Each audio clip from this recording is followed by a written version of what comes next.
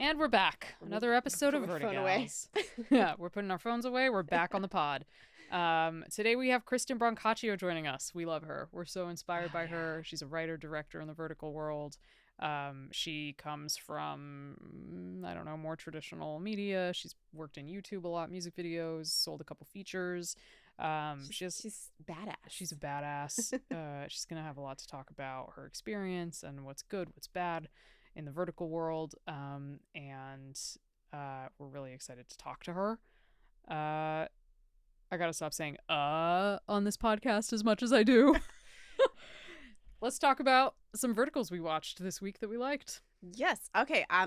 I watched I Became My CEO's Darkest Secret. I think it's Darkest Secret. I should have double checked that. What's the deal with that one? What platform did you watch? It's on My Drama. I want to talk about My Drama for a minute because it's number one. I think it's been number one on the that list of top verticals that comes out on LinkedIn. I think that vertical, and then Spark Me Tenderly, and there's one other, sort of shared that top spot for at least the months that I've been tracking this. So maybe 4 or 5 months. The My Drama verticals, they've got some really big hitters. And I gotta say, I think that their shows are some of the most sophisticated cinematically that I've watched. Mm-hmm. It's beautiful. And also just the way they tell stories. You know, they are definitely taking risks. So this story in particular started out one way, and then there was a twist that I never saw coming. A development that I never saw coming. And then it took the script in a whole different direction, but it tied it up wonderfully. And there's a reason it's doing well. It's a good show to watch. It's the same, and you know what? I should have looked up the actor and the actress's name. What's the name of it? I Became My CEO's Darkest Secret. And it's they have a woman who appears in a lot of their videos, a lot of their series, and a gentleman as well. And it's them, and they have great chemistry. You can tell. It seems that the actors' names are Iris Little and Jared Branson. No, those are the actors. Those are the characters' names. Okay, so Artem Plonder and Sasha Anika.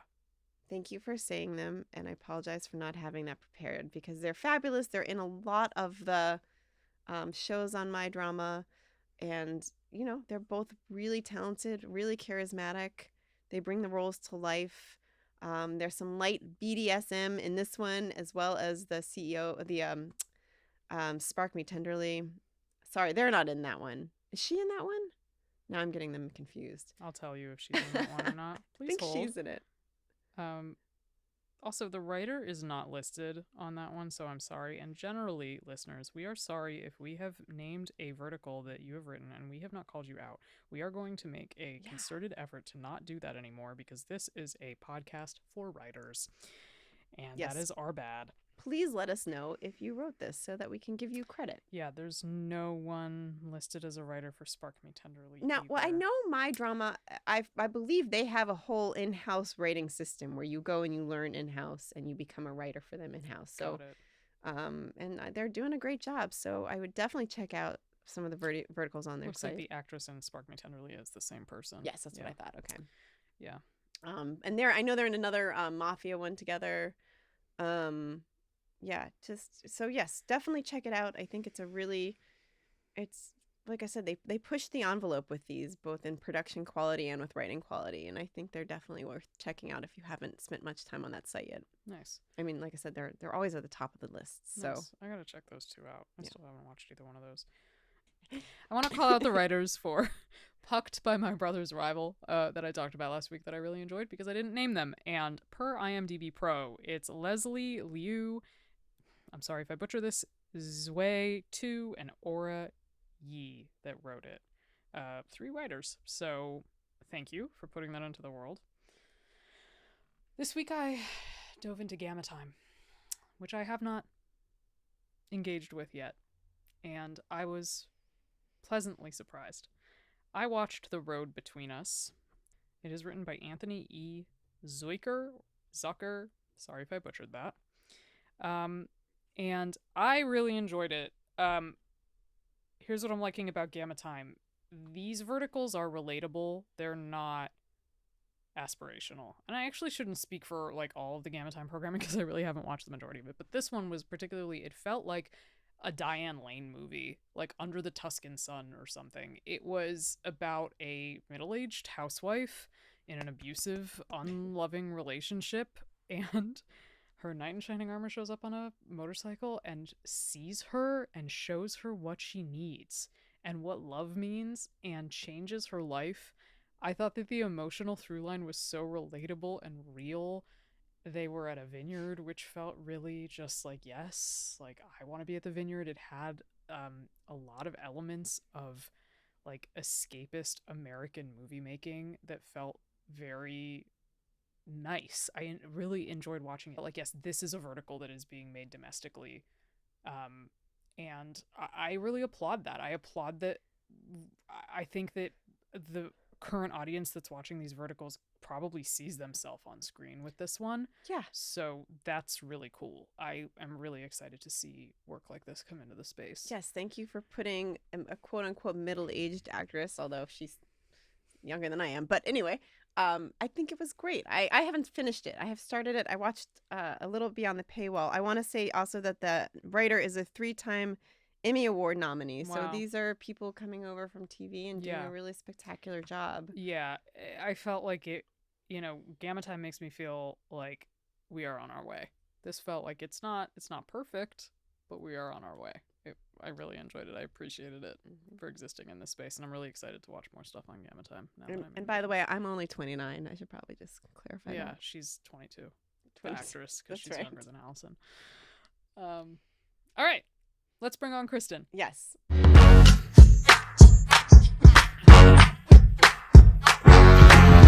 Excited to welcome Kristen Brancaccio to VertiGals. I'm going to start by reading your bio and pronouncing your name again. Kristen Brancaccio began her career as a top 10 director finalist on HBO's Project Greenlight. She has directed 16 microdramas. Is that still 16? Are we at 17? 17. No. I had a feeling. Including Real Shorts #1 hit shows The Senator's Son and Summer Situationship. Most recently, she wrote and directed the secret agent romance Heartstrings and Lies for Drama Shorts, which I loved so much. Before Verticals came along, she wrote and directed the digital pilot Resistance for the Sci-Fi Network, co-directed the music video Baggage for Bishop Briggs, and has found steady success writing original projects, including selling a feature screenplay to Legendary. Her short film, Lost and Found, has garnered over 3 million views on YouTube. So welcome, Kristen. We're so happy to have you here. Thanks. Thank you for Great coming. to be here. Big fan of you ladies, so it's an honor. We're a big fan of you. Yeah. Oh my God, thank you. It's true. You're such an inspiration. Thanks. That is true. That's true. Yeah. I'm very inspired by people who run this system independently. So I'm really excited to learn more about how you've gotten to where you are.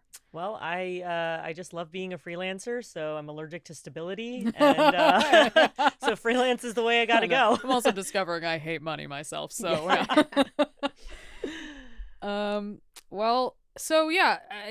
tell us about yourself. So we learned that you're from New Jersey. And when did you come to LA? What's your story? We know that you've had some experience in traditional legacy Hollywood, and now you're killing the vertical game. So we want to know more. Yeah, I actually started my career on YouTube. So I studied theater in New York City.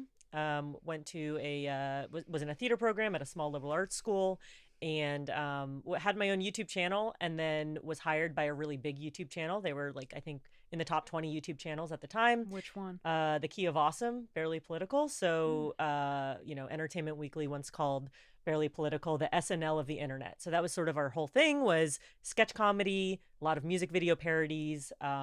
The one video that still to this day people will recognize me from was I played Lorde in a lot of their Lorde parodies, because she was really big in 2011. And I had much longer hair, it was very curly. I So could see it. The yeah. dark red Yeah, lip. that's Yeah, great. yeah. You can't unsee it once I sort of mention it. Definitely, I'm definitely watching that tonight. Yeah. So that was sort of like my introduction to filmmaking was just on YouTube. That's great. And you know, it was a YouTube channel. And so the idea of different departments, the idea of like a producer being different from a production designer never occurred to us. You're just sort of doing everything. So I was essentially a series regular on that channel and then also working behind the scenes. And I graduated college and then moved to Los Angeles right after. There were a lot of like really big YouTubers from New York, and sort of the move was everyone drifted, came out to LA. Now there's a really thriving YouTube community still in New York, and they're like really proud to be there and based there. But at the time, everyone was coming to LA, so I was like, all right, that's what I'm gonna do. And I, being a theater major, was pursuing acting. Had a lot of like my acting career is just like, oh yeah, I was up for the final, in the final, it was between me and one other person for this major movie or this major TV show, or just again and again. I don't know how actors So do yeah, it. I don't either. Yeah. I mean, So that was sort of my acting career. Did a lot of commercials as well, and then at the same time, I was still writing and directing, making YouTube videos. I heard about a contest called Project Greenlight, which was remember that. HBO show, and I saw like they were looking for, you could submit a 3-minute video. I didn't have a 3-minute narrative that I directed, but I had a lot of YouTube friends, and the deadline was in 2 weeks, and I was like, oh, 2 weeks to make a YouTube video is so much time. I bet I could definitely make a short film in that amount of time. So we did. I think there was 5 of us. We made a short film. There's almost no dialogue because we couldn't hire a sound person. And that got us to, I co-directed it, and then we were on the show, made it to the top 10. So being on Project Greenlight was the transition point where suddenly my only experience really, besides like acting in commercials and getting to the final callbacks on all these auditions, my only experience in like traditional space like that, it was that. And so through that, I got a manager. I sold a screenplay to Legendary, which was meant to star a YouTuber. So it was sort of like that crossover point of like traditional studio looking to work in the YouTube space. And a lot of my career has been that. So I remember I was writing, and I was in the writer's room for a show that never got made, but it was meant to be a major network, working with a, digital company, trying to figure out like, what do people want online, like a narrative online experience. How long, what year are we talking about there? This is all like, I would say between like 2012 and 2016. Yeah. Okay. So that's the time period. Through all of that, I was also working in production, like in bigger projects, a lot of music videos, a lot of commercials. And so it was like I had 2 parallel career tracks, and both have been really great coming into the vertical space, which I'm getting to. So I was, in commercials and music videos, working as a PA, then as a coordinator, then a production manager, then a line producer. And I eventually did open my own production company, did a ton of music videos as like an EP or producer, line producer, working with major labels and different artists, produced like 7 to 9 videos for Phineas, was nominated for a VMA, which now that MTV is gone, I guess is really, I'm mad I didn't win. We didn't win. But so that was happening. And then I was still pursuing writing, pursuing directing.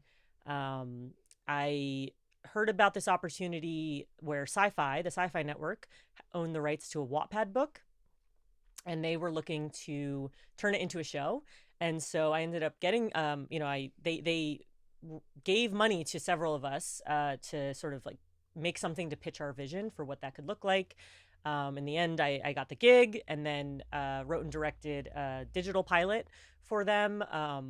And they never did anything with it. They never, I kind of joke that the Sci-Fi Network had the idea for VertiGals like several years early. This was in 2018, 2019. And they decided not to make the show. But now so many verticals are kind of that genre of like, it's a popular web novel. It's a popular Wattpad novel. The Senator's Son is a popular Wattpad novel. So there was definitely a market for those types of stories. But yeah, so I had that pilot, and didn't go anywhere. And then, years later, I produced a feature in 2023, 2024, was sort of at a crossroads in my career. That movie came out. And then I was like, what do I go back to music videos full time. I still was producing those throughout the experience of making a feature. And then I got a phone call about this movie that was going to be shot vertically and delivered vertically. And was I interested in directing it? And that opportunity came about because the production designer from the sci-fi project, Paul Bianchi, knew the producer, Austin Herring from Snow Story, and referred me and said, oh, she's done, seems like a kind of a similar thing. And it was the pilot is romance. It's also action, primarily action, but it's also got a romance storyline. And at the time, early 2024, there weren't many directors with experience doing verticals, so they were looking for directors with romance experience, which I had. And so then that was a vertical for Real Short, and I said, I love this. This is where I want to be. I don't want to go back to producing. I've been looking to get out of producing. It sounds like there's more projects like this that I can do and just be directing full time. And that's what I want right now. And the rest is history. Here I am 2 years later, 17 deep. Amazing. What did you love about it so much? The pace, the speed, having just finished a feature where, you're working on a project for 2 years, and I like variety. I come from music videos, commercials, and digital. You move fast. I'm cranking out a YouTube video every week. I'm, doing a music video. It's you make it. It comes out 2 weeks later, right? Like so. But I also love narrative and I love storytelling, and it felt like you couldn't get both. And with verticals, you get both. I get to direct a movie, and then I get to see it. I get to show all my friends a month later. It's amazing. The speed is really incredible. Yeah. It's really wild. Yeah. And the variety. So. It's amazing how much of your background feels, looking back, like it led you to verticals. The skill sets, everything you did were perfect for this format. Yes. And it's like so interesting, the people I'm meeting in this space. Like we even were connected, realizing we had crossover people. You and I were such a funny moment the way Kristen and I met, because we were at the vertical drama market, and it was like she was coming from this end of the room and I was coming from this end of the room, and we just spotted each other like in a romance vertical, and we met and our eyes locked. Cute. Yeah. And we were like, hey, well, I'm Natalie, and she was like, I'm Kristen. I'm like, nice to meet you. And we started talking a little bit, and I'm like, what's your deal? You were like, I'm a director, but I come from YouTube, and we happen to know a couple people in common because I was Comedy Central Digital, as you all know, and she was also working with a bunch of people I was working with, and that YouTube world was very small, so the people that were all working in it all kind of knew each other. And I was like, at the time, she was like, so what do you want to do? I'm like, I write, I produce, I don't know, I can do whatever people need me to do. And she was like, well, I think my friend needs writers. And I was like, okay, great, well, I have a thing. And she was like, send it to me, I'll send it to him. And that was how this started. So thank you, Kristen. You're so welcome. Thank you for that meet cute. Yeah, you're so welcome. I mean, that's how I got involved in this corner of the biz. I mean, it's all, what's great about this is like, and what I love about verticals, and I'm sure this will change, and you talked about a bit with your interview with Isabel, which is the gatekeepers aren't quite there yet. And so it is very much just like, oh, you're interested in this? I'll connect you to someone. You don't need years and years of experience, and you don't need to have the right agent, and you don't need to have, because like no one has that yet. So there's still like a lot of opportunities and ways in that don't quite exist the same way in the traditional space. Well, I wonder if it's even, I mean, like the YouTube world doesn't really have gatekeepers either, and neither does the webtoon world, where there's that open marketplace for short form prose, short stories, fantasy, things like that. Like the open market creative world, like the true democratization of creativity, I feel like that's where it's going. The world is on the internet. Look at like how elections are going. The world is on the internet. That's what's running shit. So like I do feel like the gatekeeping is it's of another time, and I know that there are platforms, so of course there is some element of gatekeeping, but right now a lot of the executives on these platforms are talking about data and how the data is making the decisions. They're not making the decisions. They're just working with it. And I think there is this element of gamification in verticals where people are making the choice, and I would like to think that that will speak louder than, I don't know, the platforms, but I don't know. I think there's absolutely something to be said. I mean, I always joke, I'm like, verticals are for the people. They're for the people that Hollywood overlooks, because Hollywood is driven by, tastemakers and people that, are making decisions based off their own personal tastes and their own personal connections. But I remember I was listening to a podcast, The Town, which I love, that Matt Bellany hosts, and the topic of verticals came up, and they said, oh, him and his co-host both were like, I don't think it's going to take off because I don't know anyone that watches them. Right. And I was like, well, how many? And my thought when I heard that was, well, how many middle-aged Midwestern women are in your life? Because ask a Midwestern woman in her 40s about verticals, and she will certainly have heard of them if she does not watch them herself. Yeah. And so I think there's this disconnect maybe where we're all in our own bubbles. I'm in my own bubble. I'm also terminally online. So that bubble, and that is a bubble, but then I also like try to expand that bubble. So yeah, no, I mean, certainly like the people in my world, I mean, Hollywood knows about it now. Because the trades won't shut the fuck up about it, which is great. Thank you, trades. But most people I talk to don't know what they are. I have to send them all the ones I like, and then they start getting into it. Yeah. But I also feel like I'm like, just wait, you will. Like, you will. No, I like to it's the back point. to the conditioning thing. Like I feel like we are currently being conditioned, and it's coming. And as soon as like these new companies start reaching different audiences in a way that the Chinese and foreign companies couldn't reach, this is going to be a completely new form of entertainment. Yep. Agreed. Full agree. So what do you think from your perspective, from a narrative perspective, how are microdramas different from other entertainment formats like TV, movies, YouTube videos? How do you approach them differently? I think fundamentally, I always try to keep the awareness that a vertical microdrama is competing against social media. It is not competing against Netflix. It is not competing against Hulu. So your pacing, your style of storytelling fundamentally has to be different. It has to more closely mirror the pacing of a really great TikTok video. And so I'm always thinking, like, I think once you've hooked someone and once you've got someone in and you've made them like really care about a premise or a character, best if it's both, or a dynamic, then you can introduce some of the things that are really successful in traditional narrative storytelling. And you can, so it's almost like you have to work backwards from a movie. A movie, you're sort of building out the world, you're introducing, giving maybe a character moment so that we're indirectly learning about this character and their relationship to someone else. You don't have time for that because you're competing against TikTok. So I have to hook you in immediately, make you care within the first 3 to 5 seconds. I have to then breadcrumb that interest and that attention for at least the first few minutes. Once I've gotten you in for 5 minutes, now I can start to introduce the world. Now I can start to, right? So I think it's just a fundamentally different format. And I do think that this format changes based on how a microdrama is being advertised. And so my question, especially working with so many new apps, I know how some of the kind of more well-known players advertise these shows, and so I can know what they're looking for. But some of the new players, some of the new vertical dramas, a question I always ask is, how do you plan to advertise this? Because that's also really important.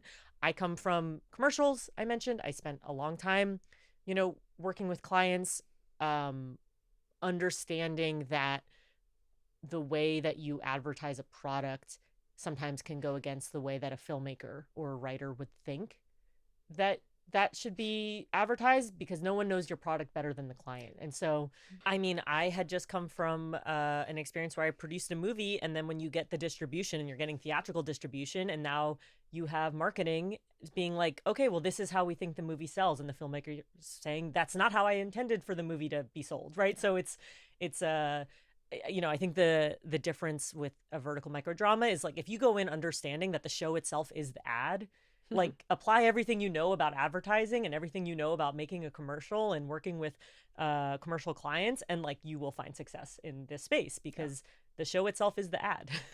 Totally. How did when you're saying that traditionally how they're going to advertise, I'm assuming you mean like Facebook clips, Instagram. How are you applying that as a director then or as a writer? Well, I guess my question is, like, are you planning to make a trailer? Are we doing a traditional advertising approach? Are you just dropping 10 minutes of this show online? If so, what 10 minutes? I mean, certain shows and certain genres, like for example mystery, they're not going to do well if the advertising model is what it is currently, which is we just pull 10 minutes and we don't know what 10 minutes, any 10 minutes, we could pull it from the middle of the show and we drop it online. And it's like, well, a mystery especially is difficult because if you don't have the context of like the important information from earlier in the show, and I'm not going to be as hooked because I don't care about this character that walked in and said, you know, I wasn't there at 3 p.m. on Saturday. That only matters if you know 2 scenes earlier they absolutely were there at 3 p.m. on Saturday. So and that also is where I think, you know, so I'm so skeptical of all the rules that exist currently. Likewise. I'm very skeptical, not because they aren't true. The rules certainly can work for certain types of shows, but at the end of the day, like, we have to expand beyond the current market that these appeal to. And in order to do that, you have to consider alternate forms of advertising to reach new people. So I want to rewind to an earlier topic we were talking about, just because in terms of the story evolving, I appreciate so much that you're skeptical of the rules, because so am I. I feel like I feel like we're all kind of Picasso in this, where like we know how to like paint the real thing, but like we really have to go Picasso with it. And you know, I feel like we learned the rules in Isabel's class. We learned what these Chinese platforms want, and I'm seeing a lot of stories that are not using these like blunt crazy cliffhangers anymore. And I haven't heard you use the word cliffhanger once, because you're talking about hooking people into a story and keeping their attention, not shocking them with dopamine hits. And I am really excited about, like Heartstrings, like Love Score, these stories that are following those rules instead of the shocking, absurd cliffhangers we see in some of kind of the older verticals. I mean, I think the term, unfortunately, in this space, the term cliffhanger has become synonymous with something that is shock value. Yeah. And I think they're two different things. I would argue Heartstrings and Lies has a cliffhanger at the end of every episode, but it's not a slap. No one is getting slapped. Right. No, the female lead is not getting abused. Right. You know, it's not intended for shock value. It's intended for what's a new piece of information that's going to make you surprised or lean in or confused or, you know, worried because you're rooting for this love and you don't, you know, so it's just a different type of cliffhanger. I would argue. Twist. It was chocked full of wonderful character twists, because you never knew whether somebody was a good guy or a bad guy. Right. Just when you thought they were a good guy, they became a bad guy, and vice versa. And I was completely hooked because of it. Yeah. The mother scene specifically stood out to me when she was like, I'll take care of it. I was like, but how? Yeah, I had so much fun writing that show. I'm so thankful that Drama Shorts was down to write a mystery like that, and to, you know, I think because of the way these are advertised and the looping that is required by so many of the standard players, you don't get to have the situation where you say, I'm going to make the audience believe one thing and then knock it on its head 2/3 of the way through. Yeah. That level of delayed gratification is impossible to accomplish with the traditional storytelling. Traditional well, and I actually think that is that's one true. of the most important things that I originally learned from you are these cycles that these verticals, because keeping, and something I have learned in writing these so far, is like keeping attention for 50 episodes is like, Jesus. Like, what? How do you do this, you know? And inventing a slightly new storyline every 10 to 15 episodes or whatever it is really, I think, a valuable mechanism in writing these. Definitely. I mean, I think, but I would argue, like, I'm speaking specifically to mysteries and like thrillers, you know, so much of the reason that genre works is the moment where you believed one thing and you believed it the whole show. And then in the third act, right, in a traditional movie, it's the third act, information you believe to be true is proven to be the exact opposite. Someone you trusted from day one lied to the lead, he was the killer the whole time, right? So it's like these sort of emotional switches that like make those types of stories so satisfying are difficult to accomplish in this space where I'm being told, well, you have to keep a character simple.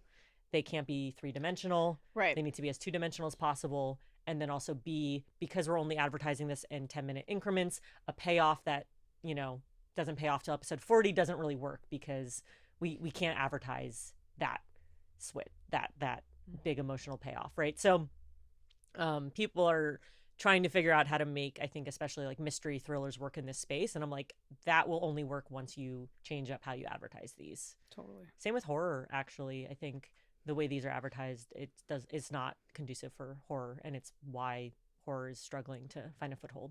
Yeah, from how I understand it, the people I know who are executives at these companies that are trying to make things better, the marketing is the biggest piece of it that needs some recalibration. Coming from, I understand that the Chinese market likes to advertise like violence and the stuff that we generally don't resonate with here in the West, and also stuff that like these advertising platforms like Meta will probably flag here. And so like there needs to be a lot of revision going on in terms of how we're marketing these. Well, I think it's more the reason they're doing it is it's successful. It is attention grabbing over there.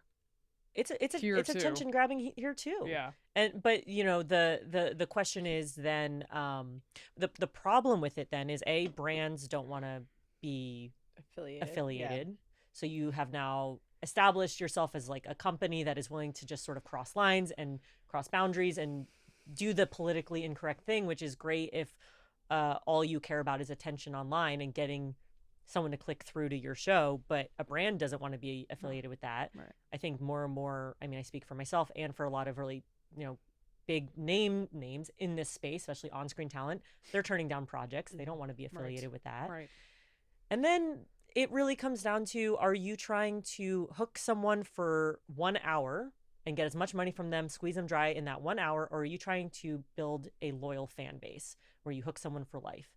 Where they're not going to maybe spend the $20 per show right away, but if they subscribe and do the monthly subscription and they show up for the next 2 years, you get more from, there's longevity there. And so I think a shock value show, because my understanding is a lot of these companies still measure success based off ad spend, which inherently is like hooking in a first-time viewer. So I am therefore only going to greenlight shows that hook a first-time viewer. What's the most shocking, crazy thing that somebody who's never seen this before goes, oh my God, and clicks through? Does that person stick around? I think the answer is no. And actually I can say with confidence the answer is no, because I mean, speaking for myself, like a few weeks ago, my boyfriend and I were like, oh, let's watch a movie tonight. Turn on Netflix. What's on Netflix? We didn't see an ad for a Netflix show that then made us go to Netflix. We trust that Netflix is going to have entertaining shows. Right. I go to the homepage. So that means that, like, to me, Netflix is equivalent with, brand, like good content. It has a branding of like, I can go to Netflix on my TV and trust that there's going to be something interesting for me to watch. They don't need to spend a ton of money on advertising something because it's right there on the homepage and they know that I'm going to go to the homepage, right? So why aren't people going to these apps to be like, oh, I want to watch something new? Why do you have to keep advertising the heck out of every single new show to get people to come in? It's because you're burning people out. They're showing up for the shock value. Most of them don't finish the show. Right. So then they're out. Yeah. And so now you got to hook them again. Yeah. You got to so, and I'm speaking in very general terms because some of the apps do not have that approach. I know I see real short billboards all over the place that are just advertising the app itself. And I actually do think that is money well spent, because I think that right now awareness. The U.S. audience just doesn't know what the fuck it is. Absolutely. Once you have the app on your phone, like then you can look in it and be like, oh, what's that? And you'll start watching, and some will hit and some won't, and that's the game. But you have a destination. Yeah, I mean, I think what the existing major players have done very well is just building awareness of what these are. And that was, I think, the biggest hurdle. That is the biggest hurdle. People are not accustomed to watching narrative on their phone. It's a different habit. It doesn't mean that isn't coming. It's just people are not used to doing that. They're like, I'm on social media. If I'm on my phone, I'm on a funny TikTok video, maybe a funny YouTube sketch. But my expectation is if I'm watching a story, it's going to be 2 minutes or less. And then I move on. It'll probably be funny. So there's, there are some TikTok and Instagram accounts where like they are doing narrative in a way that it's like very self-contained, and you're getting like a 90-second story. Usually the premise, there's that coffee shop show that I've seen on Instagram that does very well, and there's the people talk. Brooklyn There's another coffee shop or whatever. So yeah. So there's other examples of narratives that are doing well in the social media space, but VertiGals are really the only example of like a serialized, episodic. Yeah. I'm sitting down for an hour, 2 hours watching the same narrative on my phone. Totally. So it's just a shift in audience like habits. And now TikTok launched their own vertical drama Yeah. channel app. think it's a Minis? channel. Minis? No, Yeah. but there's also Pine something. Yes, I was going to say Pine something, which they have not advertised, which is crazy to me. I don't know the name. I totally have seen this. Yes. Let me Google it so we It's can cut it in. free. Yeah, but it's just Completely on the free. platform, so that's like just immediately available. Like you don't even have to go. Well, that's I've been hoping and waiting for something like that to show up, because that's why these are so big in China. They don't have to leave where the what Chinese they're already equivalent of on. TikTok. Right. They're just watching it in the app. And that changes the whole advertising game too. Yep. Where you can just like kind of show it for what it is. Yeah. It's called, hold on, TikTok. While you're looking, I'm going to ask Kristen a question about her writing process, because I almost, as I was watching Heartstings, could almost envision you thinking, what does the audience think they know right now, and how can I play with that? So I would love to know how your process when you approach a series. It depends on the genre, but for that particular show, I knew for me it was like figuring out, okay, the dynamic between the two leads, how does that start and how does it end?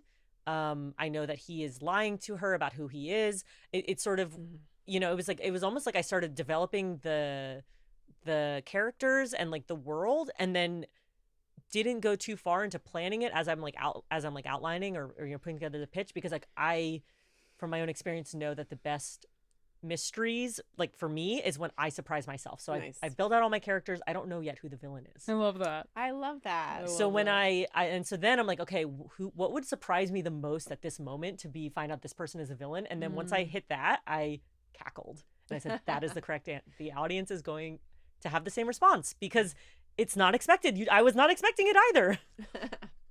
That's awesome. That's great. The TikTok app is called Pine Drama. Pine Drama. Well, you know what? We should have just We guessed. really should have guessed that. That's on us. It's a bad sign that we couldn't remember it, I feel like. Well, it's like Pine Co, Pine Shorts, or Pine Drama. Those are our three options. Yeah. Uh-huh. You want me to ask? Okay. Yeah. Vertical is built on data.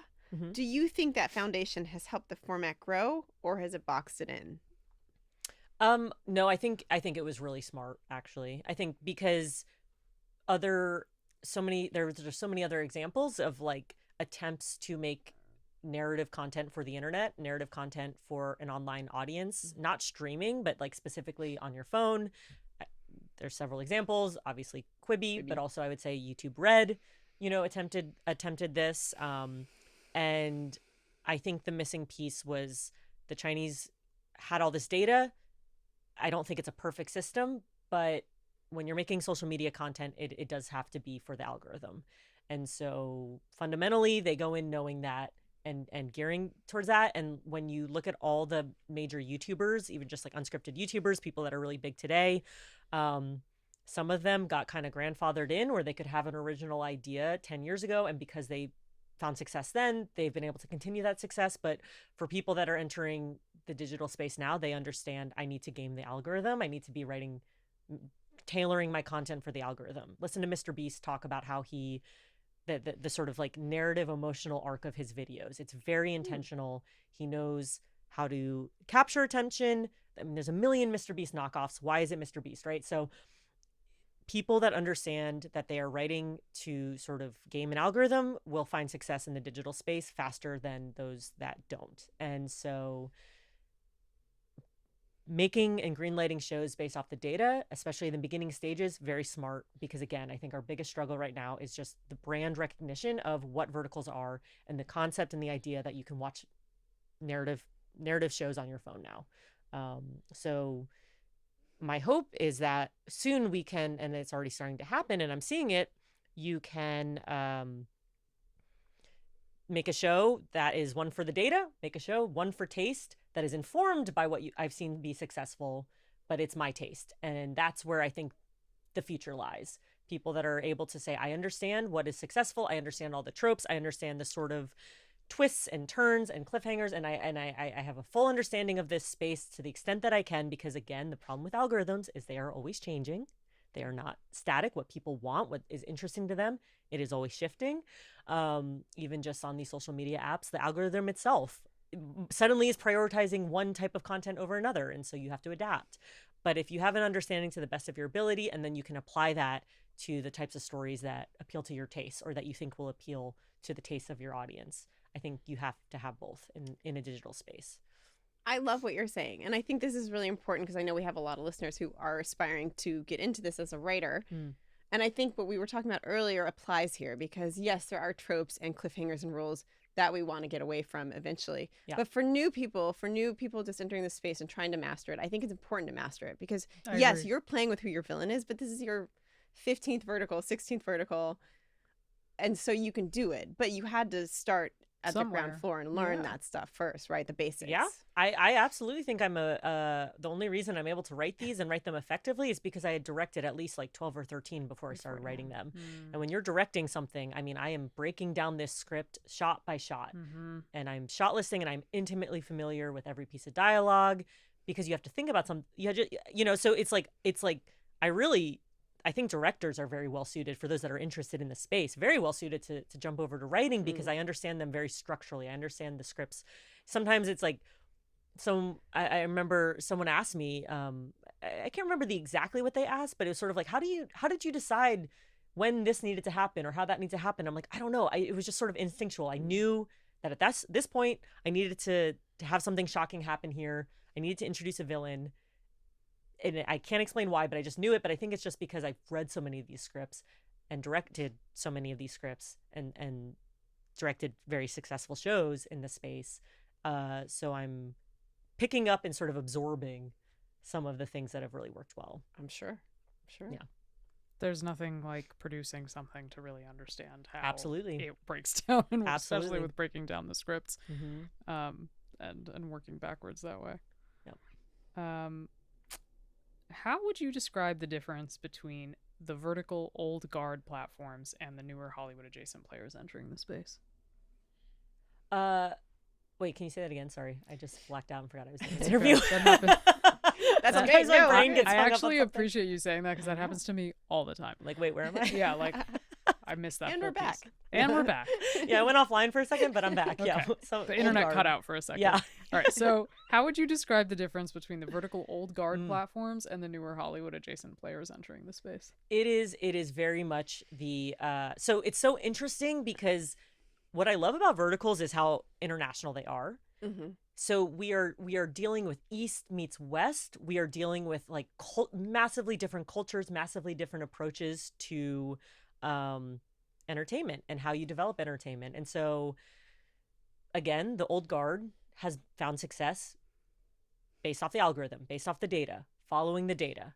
And then the new guard, primarily the Western players, the Hollywood players are from Hollywood. They are coming from a system where things are greenlit based off of an executive's taste, and based off of, I joke, like based off vibes. Like it's not that they're making these decisions blindly. They're like, oh, this franchise was successful, so we want to do our version of this franchise. Oh, this theme is trending in the space. I mean, something you see all the time in Hollywood is like two very similar projects will like suddenly get greenlit at two different studios at the same time. Mm-hmm. You see it all the time. So, it's just two different approaches to telling stories. And I've already seen, based off of my interactions with some of the newer players, is there's an openness to creativity, valuing creativity that is not just strictly based on a data point, and an openness and a willingness. And that's where innovation comes from. And that's the type of thinking that then ushers in the new era of an unexpected hit genre. That is because you're not going to get something new and fresh if you're only following the data. It's very difficult. So I think there's like an example I would use is the werewolf genre did not exist in China. That's not a popular genre, but someone at some point had the idea to say, well, Western audiences, I see that all these self-published ebooks are hitting the bestseller list and they all have werewolves. Let's try it. And it hit. And that cannot have been based off a data point. I mean, I do know a lot of the werewolf storylines, at least in the beginning, were basically taking successful Chinese dramas that were in like a very successful genre. There is the old timey. It's like the historical fantasy sort The of Chinese mythology. mythology. Yes, thank you. So it's like taking those data points, those plot points, and then transposing them into the werewolf space. And I think that has been where they found success. So that's like almost a good example of using combining both worlds, the traditional data approach, like, okay, we know this type of story does really well, but now let's take in a fresh look. Werewolves. We've never tried werewolves. Let's see if that works. And then it worked really well. And werewolves is a huge genre. So there has to be innovation. But again, I really do think that in a digital space, it is crazy not to look at the data that is available to you. Listen to what your audience is saying. I love that. I mean, I think that's really interesting because it's still you're using it as a creative motivation. Yeah. And parameters, which I like. I like parameters. I like them too. Yeah. Yeah. I like to know who my audience is. Who am I writing this for? Yeah. I find it really fulfilling to like know that there is a need for the work I'm writing rather than throwing it into the universe and being like, huh, maybe one day someone will see this. Yeah. No, it's great. It's really satisfying. Yeah, I agree. All right. When you're directing a series, do you ever feel tension between what you know will work emotionally and what the platform wants structurally? You know, that's an interesting question. I think it really goes back to, I am so thankful I spent so many years working in commercials because, and also talking to people who come from network television often have the same experience where you as like the director, you're looking at things very creatively, but then there's someone else who's looking at it differently. It's not that they're not looking at it creatively as well, but their objectives are maybe inherently different because they understand the product inside and out in a way that you do not. I have not had any I think that at the end of the day, like I want to make sure that the product, when I'm working on a commercial, the person who understands the product inside and out, their viewpoint has to take precedence. It's why I ask so many questions on like sort of a broader scale, because then I can understand like where the notes are coming from, because I'm like, oh, I understand the audience you're going for. I understand maybe the show that you're trying to emulate and how they did it. And so even if I personally would approach it different creatively, there's no friction there because I understand where you're coming from. And so I want to execute and make sure that your vision is like achieved. So that's a very different approach. Talking to other directors who have only come from indie films, that is a very difficult transition for them, right? Yeah. Sometimes. But that's huge, I think. I think that's really big in the vertical world to have that perspective. Yeah. So I have not. I've never really run into like major issues in that regard on set. I also think, having done so many of them, I've never been asked like to do something that is like outside the realm of what I think is appropriate for the space. Like I'm never like, oh, you want them to be physically closer together. I'm never going to be like, what? That's not my vision. I'm like, yeah, you know what? It's a romance. Right. Maybe I wouldn't have blocked it that way because at this point, maybe I would have. But I'm like, that makes sense. I understand why you're asking for that. Let's change the blocking, So, yeah. It's because you're coming in with that mindset already. It sounds like a lot of it is like you're there on a collaborative job where you're just trying to make the product that's going to make the most success for everybody involved. Yeah, and talking to like TV directors, that is also you're coming into a sandbox that is not your own. So that makes sense. How does this app work? I like to look at, I always try to ask new clients, like new apps, like what shows are you trying to emulate? Are there any shows on your app that you think are like a good reference point? Because then I can say, oh, okay, like it's just the difference between like, I don't know, directing an episode of a Netflix show versus a primetime television show for network TV. Like those two episodes of television are going to look and feel very different. Right. So I need to know what sandbox am I playing in? How do you like to edit these shows? Some of these, especially the Chinese apps, I mean, they really have like a very strong like sort of K-drama approach to editing. I'm like, yeah, I'm getting a lot of different types of shots for those types of shows for those clients than I am for a Ukrainian client, for example, because their aesthetic is different, their editing style is different. It's just a different approach. Do you edit too? I do not. Okay. Yeah. What's something that data is great at predicting and something it absolutely cannot predict when it comes to storytelling? If I had more access to the data, I could probably give you a better answer. I mean, the biggest problem right now is I feel like there's the data is so closely restricted. I mean, we know that if a show is a big hit, but I don't necessarily always know why. But that is also where I think taste comes in, because I can watch a show that's a big hit and often be able to be like, I know why this worked. I don't have the data to say that the drop off point was at this scene, or it really took off at this scene or this moment, so I can only work with the data that I have access to. But I think the reality is, when I look at the success rate, as has been told to me by people on the, at working at different apps and different platforms, and sort of generally also talking to Chinese producers and hearing their success rate, that's actually where most of my thoughts on this originate. I look at the success rate for like vertical platforms, then I look at the success rate for Hollywood, and they're not that far off. It's like a 10 to 20% success rate of like 10 to 20% of your projects are going to make money. So I think in the vertical space, at least at the beginning, it was maybe a little higher when there's less competition. Now there's a lot of competition.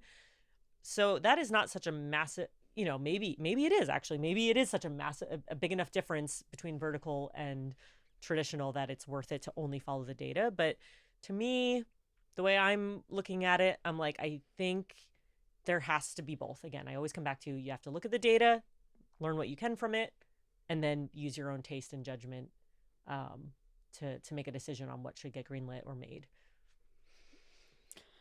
So you've worked in both traditional Hollywood and vertical. What has the difference been for you as a female director in those two spaces? That's an interesting question. So when I was on Project Greenlight, after the show came out, there was a controversy surrounding it because comments made by one of the producers on the episode that I was on was basically the conversation came up of like valuing diversity. Does that happen only in front of the camera? Should it happen behind the camera? And that was a big conversation for that season, that season of Project Greenlight. And I remember when that controversy erupted, and it was specifically like comments that had been made about me and my co-director, because we were in the minority. We weren't white guys, and most of the finalists were white guys. Shocking. Yeah. So that conversation erupted, and it really caught me off guard because I was coming from YouTube, where that was never part of the conversation. There's no gatekeepers on YouTube. Anyone, you can be male, female, any race. You can be beautiful. You can be not society's standard of beautiful and still find success on that platform. And so I remember having to I was suddenly I had a Google alert set for my name, and I was suddenly getting so many alerts. And so I'm reading all these articles because, again, I'm on the show, and I'm part, I guess, part of this conversation all of a sudden. And I'm learning all these statistics. So, I remember one that really stood out to me was only 3% of cinematographers are female. Very few. And I was really shocked by that because it was just not something I was aware of. So entering the traditional space and realizing there is this sort of inequality, why does that happen? I can't fix a system, but I can only, fix my circles and my world and make sure that I'm never going to perpetuate, what I view to be inequality in the space. As a female director, I think this is a space where it is only an asset because it is romance. And there is, for better or worse, an assumption that as a female, you might have a better perspective or a better sense of these things. And in my case, yeah, I do think being a woman who does enjoy romance, and especially in my circles, a lot of my friends read romance. A lot of them read romance that I would never read. But I'm aware of it. I understand the tropes. I understand the different genres that are out there, the different approaches. It's only been an asset in this space. And it's kind of nice, connecting also with a lot of executives who are also women who also enjoy romance, and we're speaking the same language. Totally. Yeah. I don't have to educate. It's somebody. It's really nice. It's so nice. As somebody who straddles both worlds, I go from being the only woman at the table 80% of the time and having to speak the male language as much as I can and tolerate a lot of things that I wish I didn't have to the vertical world where it's just bunnies and rainbows all the time. There's no problems. We've solved all the problems. Yeah, thank God. Thank God we pretty solved all the remarkable. problems. It's pretty We remarkable. fixed it. May it stay that way. Yeah. That's great. May it stay that way.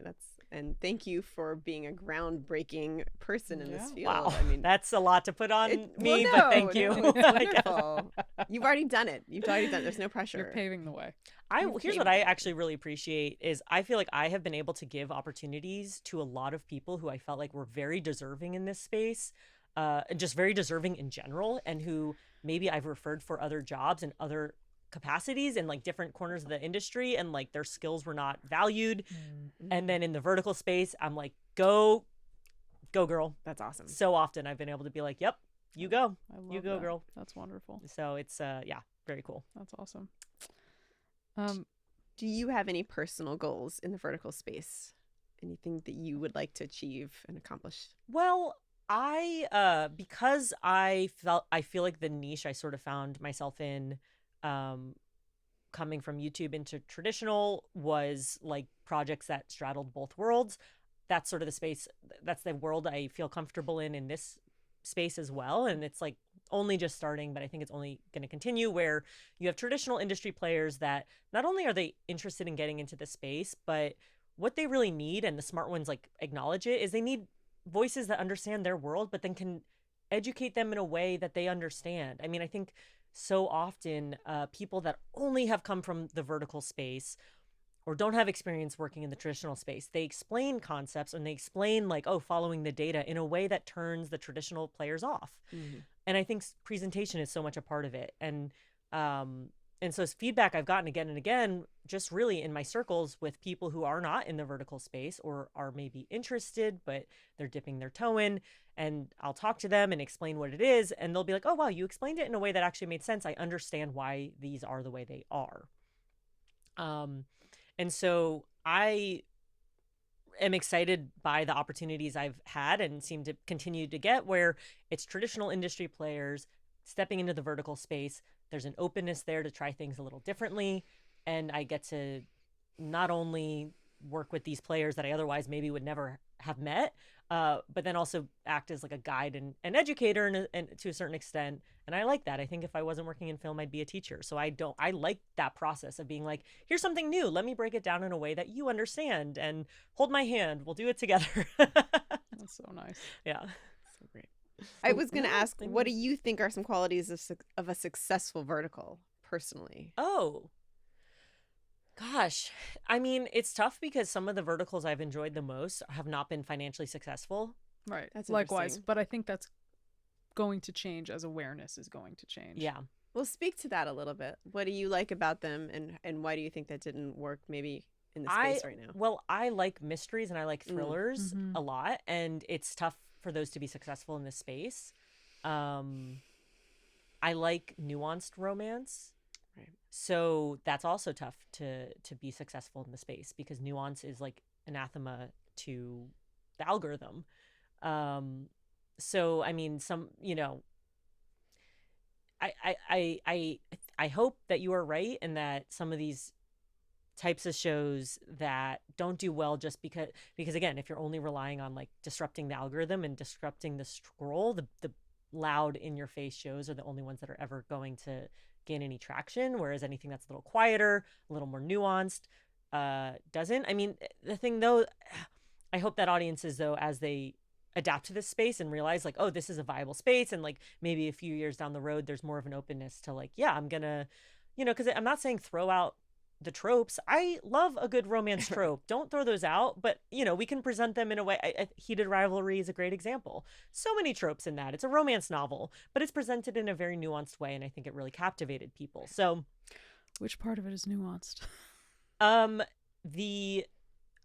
Because I obviously watch everything with a vertical mindset now, I'm like, oh, this long lingering look that says so much would have been cut immediately. Right. In a vertical drama. Got it. Yes, that's right. But that show works because the tension and the yearning and the subtlety, That's you right. are clued in. You're like, oh, is he going to say something? No, he's not going to say something. Oh my God, they looked at each other. Oh, he just tapped shoes. That sort of subtlety. But again, it's filled with tropes. I mean, I think there's a version of that can work in the vertical space, but no one is going to take that leap because that's not going to necessarily disrupt the scroll. Right. So I also think that this is just the audience for these other genres just hasn't found it yet. That's what I think. I don't even know that the algorithm, whether like disrupting the scroll, I don't think is really going to work as long as the marketing, the demo that they're marketing to is a closed loop, which I keep saying this. Like horror works on YouTube. I work with channels on YouTube, Alter and Dust, which are sci-fi and horror short films on YouTube, and they work remarkably well. The audience has found what they're looking for. It didn't find it on YouTube in the beginning, but as scripted content becomes more and more successful on YouTube, like that audience is finding it, right? And I think that there is no question in my mind that all of these other genres are going to be working once you tap into the audience that's looking for them, and that includes bro content and horror and different genres. You know, they're just, people don't know what these apps are yet, and the awareness for the apps, in my opinion, marketing strategy and content distribution strategies need to be more reliant on branding than on just straight how many people can we get to see this clip. You know, I think that some of the more successful platforms in this space right now are like Shorts and Candy Jar that have a very clear brand. And you know, people are going there for what they're looking for, and those platforms are delivering elevated content, which is a term we hear thrown around in this space all the time. They are actually delivering elevated content in a niche genre that their fans are looking for, and they are building community and fandom as a result. And in my opinion, that is the path to success. And when this marketing loop opens up and these platforms start discovering that, like, yeah, let's just connect with, you know, one audience, let's really give them what they're looking for, all of these genres are going to be discoverable and I think appreciated in vertical.